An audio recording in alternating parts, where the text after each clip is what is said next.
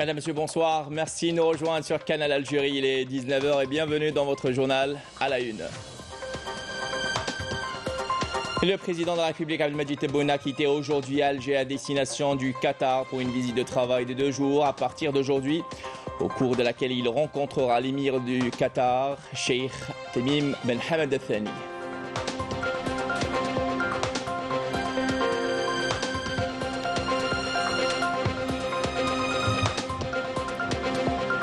Et sur instruction du président de la République, 3 blessés jugés graves ont été évacués par voie aérienne par les services de la protection civile vers l'hôpital spécialisé des Grands Brûlés Saïd Chiban de Zeralda après l'explosion d'une bonbonne de gaz à Bni Yezgen à Gherdaya causant la mort d'un nourrisson de 17 mois et l'effondrement de 2 maisons.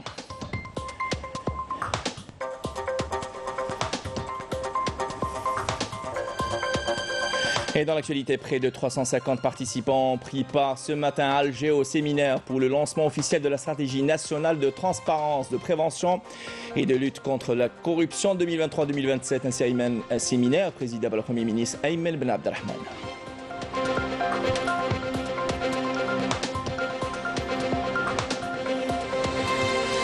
Et puis tombé de rideau ce soir au stade du 5 juillet à Alger de la 15e édition des Jeux sportifs arabes. Totale réussite de cette édition sur tous les plans et particulièrement organisationnel. Et le spectacle de clôture promet d'être aussi passionnant que celui de l'ouverture, nous dira Mokhtar Rahmani ce soir dans cette édition en direct qui sera avec nous en direct, je le disais.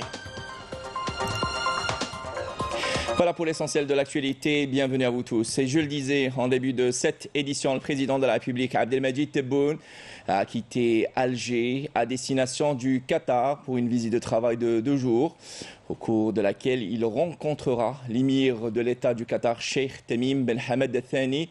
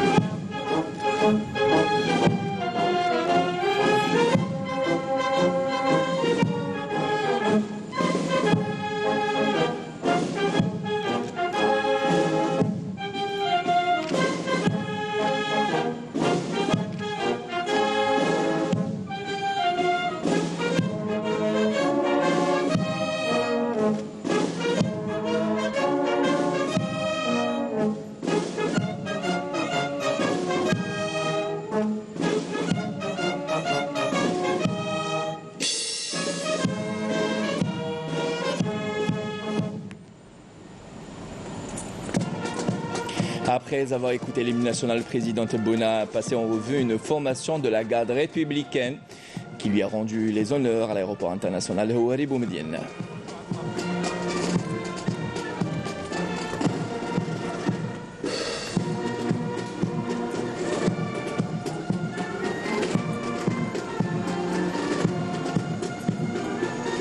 Le président de la République a été salué à son départ par le Premier ministre Ayman Ben Abdelrahman, le général d'armée Saïd Chengriha, chef d'état-major de l'armée nationale populaire, et le directeur de cabinet à la présidence de la République, Mohamed Nadir Al-Arbaoui.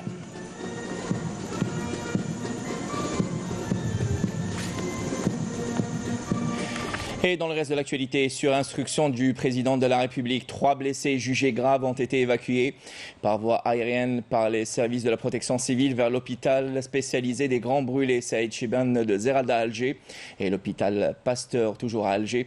Rappelons que cette explosion a causé la mort d'un nourrisson de 17 mois et l'effondrement de 2 maisons, nous dit Adel Boukham Senaï Mahaouch. Après 2 heures de vol, cet hélicoptère de la protection civile en provenance de Gherdaya atterrit sur la piste de l'hôpital de Zeralda avec à son bord le jeune Qassem, victime de l'explosion de gaz butane survenue à Bni Yezgen. Nous avons procédé à l'évacuation par voie aérienne des victimes. La direction de la protection civile a suivi cette opération. En application des instructions du président de la République de prendre en charge les 3 été transférés à bord d'un hélicoptère médicalisé vers l'hôpital Zmirli d'Al-Harrach, ensuite vers l'hôpital Pasteur à Alger. La victime a été transférée vers l'hôpital de Zeralda à bord de l'hélicoptère. Elle était consciente et son état était stable. Un staff spécialisé a accompagné les victimes durant ce voyage qui confirme l'aptitude de l'hôpital des Grands Brûlés à gérer de telles situations urgentes. اليوم قمنا بتحويل مصاب من ولاية غردايا إثر انفجار. Nous avons transféré la victime de l'explosion de gaz survenue à Ghardaya. Elle présente de graves brûlures. Elle était accompagnée d'un staff spécialisé à bord d'un hélicoptère de la protection civile. Il s'agit de mon neveu. Je lui souhaite un propre établissement. Prions tous pour qu'il se rétablisse. Il a été très bien pris en charge par des éléments de la protection civile et au niveau de l'hôpital des Grands Brûlés. L'Algérie s'est équipée des dernières avancées technologiques, des installations nécessaires pour assurer les soins médicaux et sanitaires indispensables au cas de brûlures graves. Et une enquête approfondie a été ouverte suite à cette explosion dans une maison à Souk al-Qsar à Bnizgen qui a causé, je le disais, l'effondrement de 2 maisons. Cet effondrement a causé également la mort d'un nourrisson de 18 mois, fils du propriétaire de la maison, et 4 autres membres de la même famille, les parents et les 2 enfants de 7 et 5 ans présents sur les lieux, blessés et souffrant de brûlures. Des équipes de la protection civile et de la Sonalgaz ont été mobilisées pour se déplacer sur les lieux afin d'effectuer les constats nécessaires et réaliser l'enquête technique et déterminer les causes de cette explosion. Et aujourd'hui, lancement officiel ce matin, je le disais, à Alger, de la stratégie nationale de transparence, de prévention et de lutte contre la corruption 2023-2027. Le Premier ministre Emile Ben Abdelrahman a présidé la cérémonie d'ouverture. Des membres du gouvernement, de représentants de plusieurs secteurs, d'organismes consultatifs et de contrôle et d'entreprises nationales, ainsi que des représentants de la société civile et d'instances internationales étaient également présent. Cette initiative couronne le processus juridique et institutionnel réalisé par l'Algérie et son engagement en matière de lutte contre la corruption. Je vous propose à présent d'écouter un extrait du discours du Premier ministre Ayman Ben Abdelrahman à cette occasion. Le président de la République a accordé depuis son élection une grande importance à la moralisation de la vie publique et à la lutte contre la corruption. Sous toutes ses formes, en témoigne la mise en œuvre de plusieurs engagements, notamment ceux relatifs au renforcement de la bonne gouvernance et à la réforme globale de la justice pour en assurer l'indépendance et la modernisation, outre la promotion de la démocratie participative et la construction d'une société civile libre, intègre et active dans le cadre de l'édification d'une Algérie nouvelle fondée sur l'état de droit et consacrant la justice sociale, l'égalité et la démocratie participative. L'objectif étant de réaliser le bien-être et la prospérité du citoyen. Le gouvernement a inscrit la lutte contre la corruption et la moralisation de la vie socio-économique au cœur de son plan d'action annuel à travers la mise en place de réglementations et de procédures visant directement ou indirectement à assurer la transparence de la gestion des deniers publics, à bannir le népotisme et le clientélisme et à mettre la politique à l'abri de l'argent sale. Des acquis dont le président de la République a été l'initiateur à travers ses décisions strictes qui ont permis d'assainir l'action politique en l'éloignant de tout ce qui est susceptible de l'entacher ou de la détourner de sa vocation de faire prévaloir l'intérêt suprême du pays.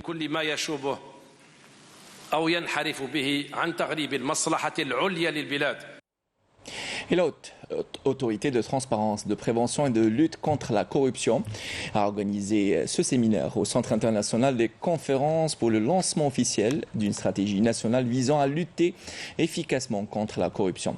Près de 350 participants qui ont pris part à cet événement, représentant des acteurs pertinents de la société qui vient concrétiser les engagements de l'État à lutter contre ce fléau, nous dit Yasmine Souti. La prévention et la lutte contre la corruption, une priorité de l'État renforcée à travers plusieurs mesures et mécanismes consacrés par l'amendement constitutionnel du 1er novembre 2020. contribuant à la moralisation de la vie publique et la lutte contre toute forme de corruption. La stratégie qui a été adoptée, donc c'est une stratégie qui va de 2023 à 2027. Elle est axée sur 5 buts et 17 objectifs stratégiques. Au niveau interne, chaque pays doit développer au moins 2 axes, la prévention, l'information, la sensibilisation, l'éducation des populations. Ensuite aussi la répression, la sanction, sanctions administratives, sanctions politiques, sanctions professionnelles, sanctions pénales. Et au niveau interafricain, il faut qu'il y ait une collaboration entre les États, il faut qu'il y ait une coopération entre les États. À cet effet, une stratégie nationale de transparence a été mise en place par la Haute Autorité de transparence, de prévention et de lutte contre la corruption pour lutter contre ce fléau, veillant à son exécution et à son suivi. Une stratégie qui nécessite la conjugaison des efforts de tous les acteurs concernés. Un volet intéressant qui participe à la mise en place de cette stratégie serait la formation, donc former les parties prenantes en charge de la mise en place de cette stratégie anticorruption à travers la formation des parties prenantes, donc qui soient institutionnelles, économiques, acteurs de l'économie, qui soient privés ou publics. Le message s'adresse à tout le peuple algérien. L'Algérie s'inscrit dans une nouvelle ère, dans une dynamique nouvelle qui vise la lutte contre la corruption et nous devons tous être acteurs dans la mise en œuvre de cette nouvelle stratégie de transparence et de lutte contre la corruption. L'élaboration de cette stratégie nationale s'inscrit dans le cadre de l'engagement des pouvoirs publics à faire de la lutte contre la corruption une priorité nationale, en plus de couronner le processus juridique et institutionnel institué par l'Algérie et visant à asseoir une stratégie inclusive et coordonnée de lutte contre la corruption. Et tant attendu, les résultats du baccalauréat 2023 seront connus demain. Et en prévision des prochaines inscriptions universitaires, le ministre de l'Enseignement supérieur et de la Recherche scientifique, Kamel Bidari, a affirmé aujourd'hui à Alger que les inscriptions pour les nouveaux bacheliers seront exclusivement électroniques et à travers la coopération de ces services avec ceux du ministère de l'Éducation nationale et du ministère de l'Intérieur pour avoir les données des nouveaux bacheliers. Couverture, Naïm El-Walish. Les nouveaux bacheliers auront désormais à s'inscrire exclusivement en ligne sur le site e-service dédié également aux enseignants et aux administrateurs. La numérisation, c'est la simplicité et l'efficacité qui se caractérisent par la dématérialisation entière de ces inscriptions. Donc l'étudiant est chez lui, il reçoit sa carte d'étudiant sous format numérique. Et c'est ça l'efficacité et l'efficience dans la gouvernance numérique. L'autre nouveauté, c'est que la moyenne pondérée, si elle permet l'accès au premier choix, est retenue. Sinon, le futur étudiant aura une autre chance de comptabiliser sa moyenne générale, lui permettant de postuler à la filière souhaitée. Nous avons ajouté cette année la moyenne pondérée, la moyenne générale. Et ça, c'est une demande des citoyens à travers les parents d'élèves, va participer certainement à une bonne réussite de ces étudiants, une bonne orientation, une bonne prise en charge en tronc commun, veut dire une réussite de ces nouveaux bacheliers qui constitue pour nous une priorité pédagogique. Outre ces nouveautés, il y aura également l'ouverture de 4 annexes de médecine, 5 écoles supérieures, dont celle de la cybercriminalité, sciences et technologies, nanotechnologie, sans parler de l'enseignement à distance et des stages de 60 jours en anglais. Et après des recherches de qualité qui lui ont valu le premier prix Scorpus 2022, ainsi qu'une reconnaissance mondiale en tant que meilleur chercheur de l'année grâce à ses 31 publications de renommée internationale. Oussama, à tout juste 29 ans, a débattu aujourd'hui sa thèse de doctorat portant sur le thème de l'étude paramétrique et modernisation de la dégradation des produits pharmaceutiques par des procédés hybrides. Un thème innovant dont la portée sera grande et certaine sur l'industrie pharmaceutique algérienne, nous dit Amina Saïdji. Après l'obtention de sa licence et de son master en génie des procédés avec une spécialisation en génie pharmaceutique à l'USTHB, Oussama, 29 ans, s'est lancé dans la recherche scientifique. Un domaine de recherche axé sur le traitement des rejets pharmaceutiques, un thème qui pourrait avoir un impact socio-économique et environnemental important. Aujourd'hui, il a présenté et débattu de sa thèse pour l'obtention de son doctorat.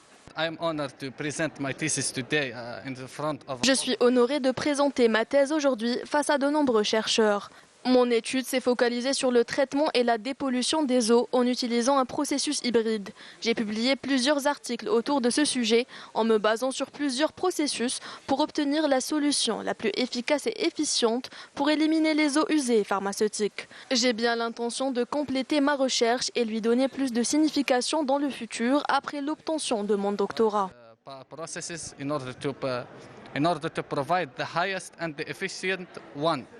Ses recherches de qualité lui ont valu le premier prix Scorpus 2022 ainsi qu'une reconnaissance mondiale en tant que meilleur chercheur de l'année, grâce à ses 31 publications de renommée internationale. C'est quand même une soutenance assez exceptionnelle parce que le doctorant a présenté son dossier, son document avec quand même 31 publications dans des revues de rang A, A+, et B. Donc ça c'est exceptionnel parce que, vous savez, pour soutenir une thèse, on demande juste une publication. Ce doctorat en a présenté 31. Il y a eu aussi la présentation de ce doctorat en langue anglaise pour la première fois, donc au niveau de l'USTHB. Alors le doctorant a rédigé 2 thèses, une en anglais, une en français. Et donc il y a eu des résultats très intéressants et à la fin, d'ailleurs, il a même proposé carrément, il a fait une étude technico-économique d'une usine de traitement. C'est-à-dire il a pratiquement joué le rôle d'un bureau d'études.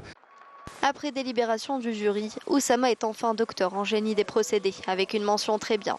Il ambitionne aujourd'hui de poursuivre son parcours dans le domaine de la recherche et de faire carrière qu'il souhaite brillante.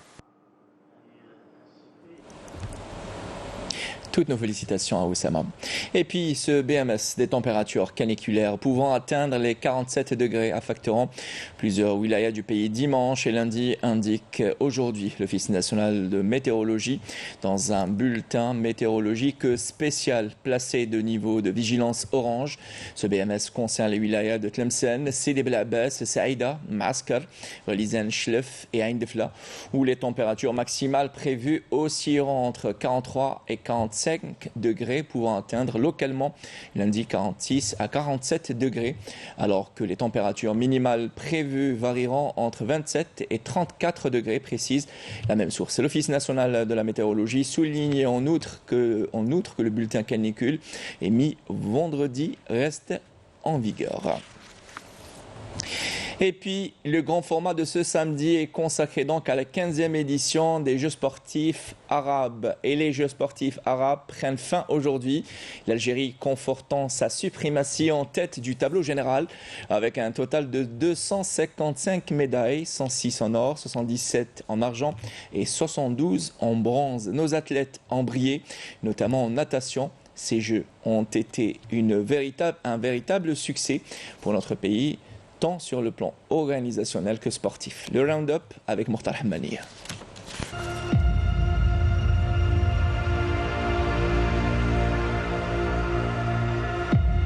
Encore un autre pari réussi pour l'Algérie, organisatrice avec brio des Jeux sportifs arabes dans leur 15e édition et qui signait à l'occasion leur grand retour après 12 années d'arrêt.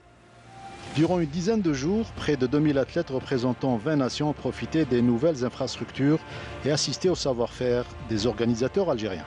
Une réussite sur le plan organisationnel, mais aussi et surtout sur le plan sportif. Les résultats obtenus par les athlètes algériens dans les différentes disciplines reflètent la bonne santé du sport algérien à un peu plus d'une année de l'ouverture des Jeux Olympiques de Paris. Au tableau des médailles, le record de la participation algérienne de l'édition d'Alger en 2004, avec 91 médailles d'or, a été largement dépassé. C'est la première discipline à avoir offert le plus grand nombre de médailles d'or à l'Algérie et la natation avec un total de 51 médailles, dont 23 en vermeil. Et on retiendra la très grande performance de Jawad Sarioud, auteur à lui seul de 11 titres décrochés dans différentes spécialités.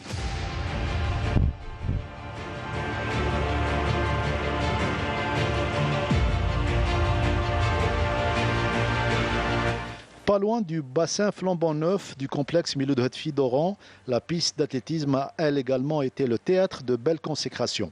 Un très grand nombre de nos athlètes ont hissé le drapeau à 14 reprises pour un total de 35 médailles. Les performances enregistrées en athlétisme augurent d'une participation honorable aux prochaines Olympiades.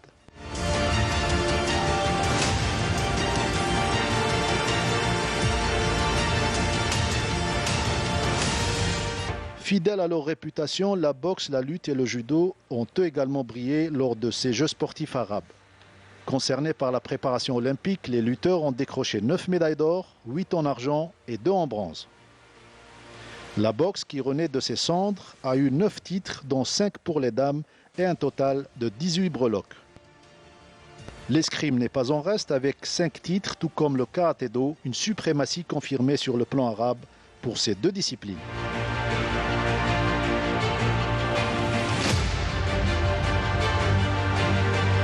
Et si les sports individuels se sont bien comportés durant ces Jeux, le handball, premier sport collectif sur le plan résultat, s'est contenté d'une 3e place sur un podium de tradition à notre portée.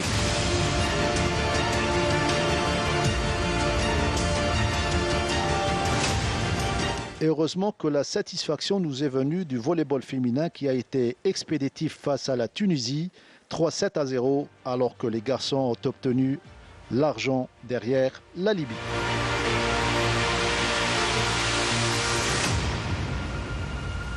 Associé à la fête, le handisport algérien prouve encore une fois sa suprématie sur le plan régional. Des athlètes de classe mondiale ont su relever le défi pour une Algérie qui se porte bien et qui nous donne rendez-vous pour d'autres événements de grande envergure.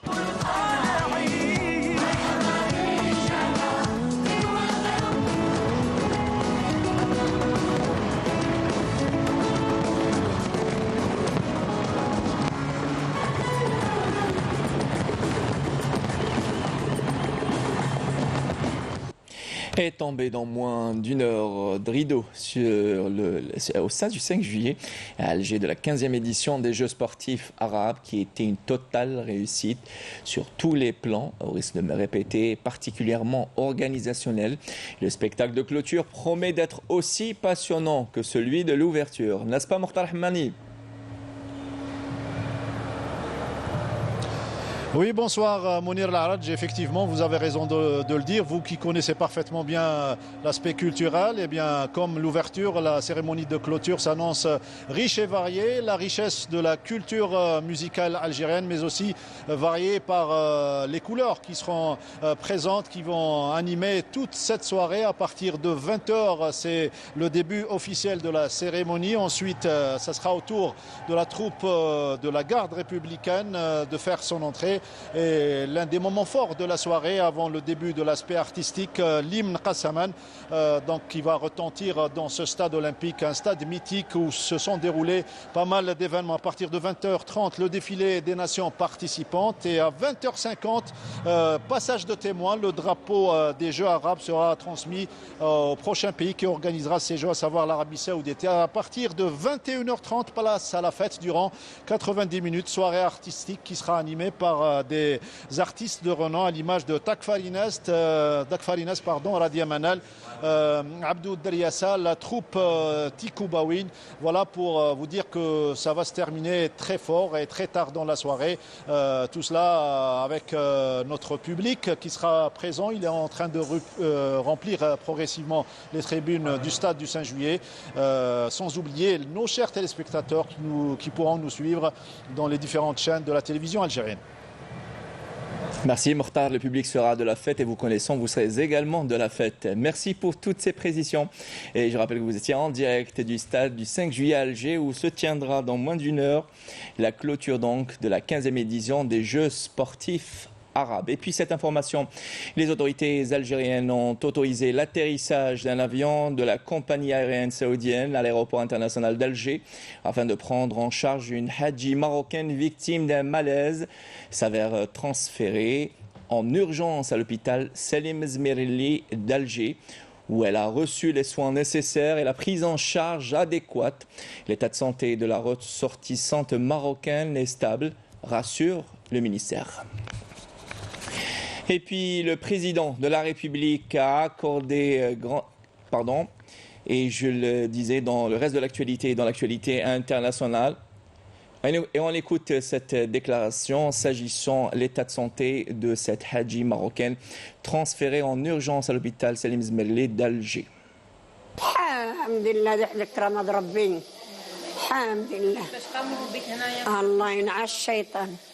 J'ai été très bien prise en charge. Ils étaient tous à mon chevet. J'étais entourée par mes frères. Tout le staff médical s'est mobilisé pour me prodiguer les soins nécessaires. Je suis revenue de loin. Ils m'ont évité le pire.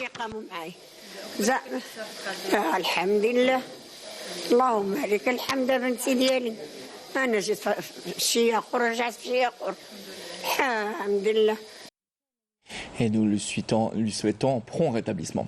Et dans le dossier international, l'armée populaire de libération sahraoui a mené de nouvelles attaques contre des retranchements des forces d'occupation marocaines dans le secteur de Felsia, a indiqué hier un communiqué du ministère sahraoui de la Défense. Et selon le même communiqué rapporté par l'agence de presse sahraoui, des unités avancées de l'APLS ont ciblé des retranchements des forces d'occupation marocaines dans les régions d'El Fiyin et d'Egrera Shdida, dans le secteur de Felsia. Ces mêmes unités avancées de l'armée sahraoui avaient intensifié leurs attaques jeudi contre les positions des forces d'occupation marocaines dans les secteurs de Mahbes, Felsia et Ousred. Et au Maroc, le grogne social sévit toujours. Les Marocains, les associations et les mêmes partis politiques dénoncent la situation de précarité, la cherté de la vie et les bradages des richesses du pays. Par ailleurs, la commission spéciale du Parlement européen sur l'ingérence étrangère a présenté des recommandations pour renforcer la transparence et l'intégrité de l'institution ébranlée par des soupçons de corruption impliquant le Maroc, nous dit Badia Amarni. Des partis politiques et des associations marocains imputent la responsabilité au gouvernement Akhanouch dans les pertes subies par les Marocains en raison des politiques impopulaires et non démocratiques du Makhzen imposées de l'étranger au détriment du peuple marocain. Le Parti socialiste uni a encore une fois décrié cette corruption observée à tous les niveaux politiques, social et économiques, avec toutes ses retombées négatives sur le peuple marocain, le développement économique et sur la démocratie. Cette même formation politique a aussi dénoncé la cherté de la vie, la pauvreté qui pousse nombreux Marocains à l'immigration clandestine et la négligence des revendications des petits agriculteurs qui constituent 80% de ce secteur, sans compter l'augmentation du prix des hydrocarbures depuis la privatisation de l'entreprise Samir. D'ailleurs, le Front marocain pour le sauvetage de cette entreprise affirme qu'il s'agit là d'une revendication populaire qu'il ne faut pas négliger, rappelant au passage que la responsabilité du gouvernement est entièrement engagée dans la mauvaise gestion du dossier des hydrocarbures et de l'entreprise Samir. Sur un autre chapitre, la commission spéciale du Parlement européen sur l'ingérence étrangère a présenté des recommandations pour renforcer la transparence et l'intégrité de l'institution ébranlée par des soupçons de corruption impliquant le Maroc. Les eurodéputés ont approuvé à une large majorité, 441 voix contre 70 abstentions, ce rapport transpartisan dépourvu de valeur juridique contraignante. Retour chez nous et un mot de culture, c'est dans un tourbillon de couleurs et de créativité que s'ouvre le Salon international des arts plastiques en Algérie, immersant des visiteurs dans un monde où les différentes écoles d'art se rencontrent et s'expriment. Cette manifestation artistique offre un spectacle vivant qui célèbre la diversité des formes, des techniques et des visions des artistes plasticiens, nous dit Rina Lorali. Une explosion de couleurs, des peintures à l'huile captivantes, différentes écoles artistiques nous présentent des œuvres uniques ornant les murs de la galerie d'art de la Maison de la Culture à Oran. La 10e édition du Salon national des arts plastiques à Oran ouvre ses portes, suscitant l'admiration de ses visiteurs.